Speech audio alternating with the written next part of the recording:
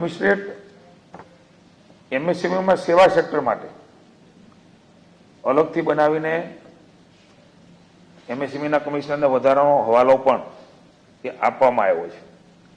આ નવતર વ્યવસ્થાથી ઉદ્યોગમાં કમિશનરેટ કાર્યરત થશે।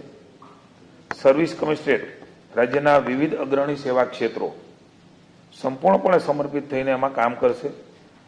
મુખ્યત્વે ટુરિઝમ, આઈટી જેવા વિવિધ ઝડપથી વિકસતા સેવા ક્ષેત્રોના પ્રોત્સાહન નીતિઓ ઘડવી, રોકાણ આકર્ષણ એ એમાં કેન્દ્રબિંદુ કામમાં રહેશે। નવી રોજગારીની તકોનું સર્જન પણ થશે અને જીડીપીમાં પણ ખૂબ મોટો, કારણ કે રાજ્યમાં ઇન્ફ્રાસ્ટ્રક્ચર, રાજ્યમાં ઔદ્યોગિક ક્ષેત્રે અલગ અલગ જે સર્વિસ સેક્ટરો છે અને એમાં સમન્વયનું કામ, અત્યારે ડેટા એકત્રિત કરવાનું કામ અલગ અલગ વિભાગોમાં આ કમિશનરેટ ઓફિસ એ કરવાની છે અને દેશમાં સૌપ્રથમવાર આ પ્રકારનો નિર્ણય રાજ્યની ભારતીય જનતા પાર્ટીની સરકારે મુખ્યમંત્રીશ્રીના વડપણમાં લીધો છે।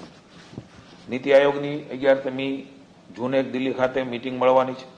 ઉસ્તરી મિટિંગ માટે રાજ્યને પણ સહભાગી થવાનું છે, ત્યારે રાજ્યનો રોડમેપ અને સિદ્ધિઓ એ પણ ત્યાં રજૂ કરવાની હોય માનનીય મુખ્યમંત્રીએ સૂચના આપી છે કે બેઠક માટે થઈને આપણા રાજ્યનો શોકેસ અને રાજ્યની જરૂરિયાતો આ બધી વાતો એ તૈયારીના ભાગરૂપે કરવાની સૂચના માનનીય મુખ્યમંત્રીશ્રીએ આપી છે।